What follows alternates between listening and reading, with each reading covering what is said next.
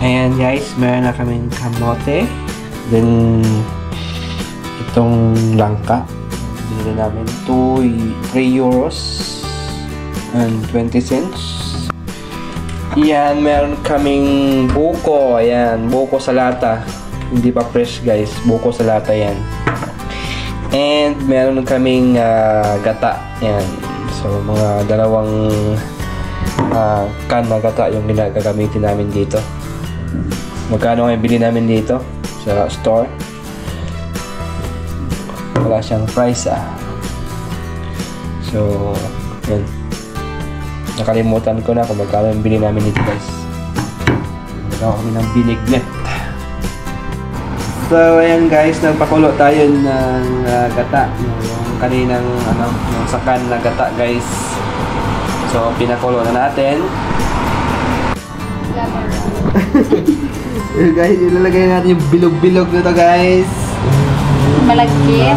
Malagkit yan guys. Nagawa sila lang ng binignet. Tapos nilagay na natin yung kamote. Ayan. Kahit kulang-kulang, wala tayong saging. Hirap maghanap ng saging dito sa sa Germany. Maganda sana pag may sabang saging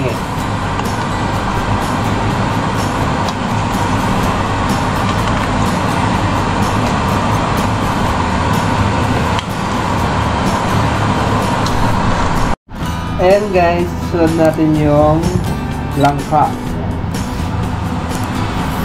Tig 3 euros, kaya na yan Lumutang na yung mga bilog-bilog. Wala kaming saging. Sarap-sarap pag may saging.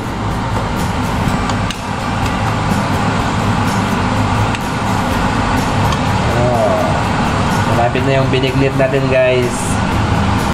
Next, lalagay natin yung buko guys.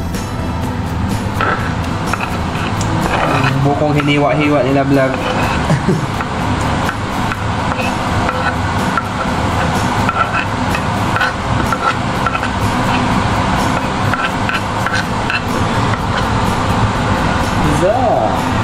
Ayan siya.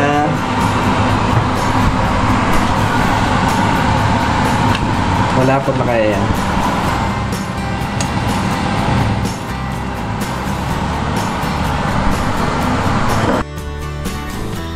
So, ayan guys, luto na yung binignet na rin. Binignet na walang saging kasi wala kami makitang saging guys. So, ayan, tikman na natin yan guys. Ayan guys, tikman na natin yung binignet na to ni Lablag. Masarap ba to?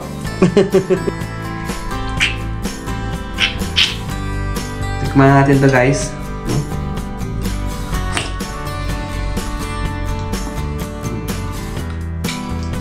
Masarap kahit walang saging.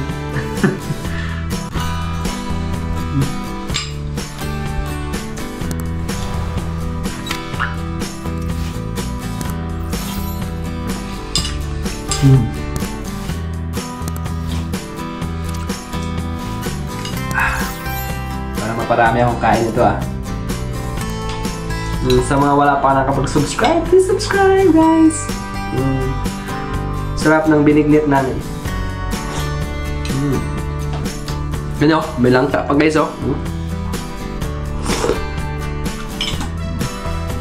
Bye bye.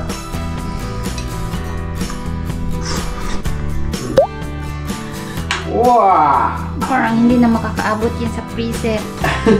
Parang ubos na namin. Kaya na tayo. Kaya na tayo.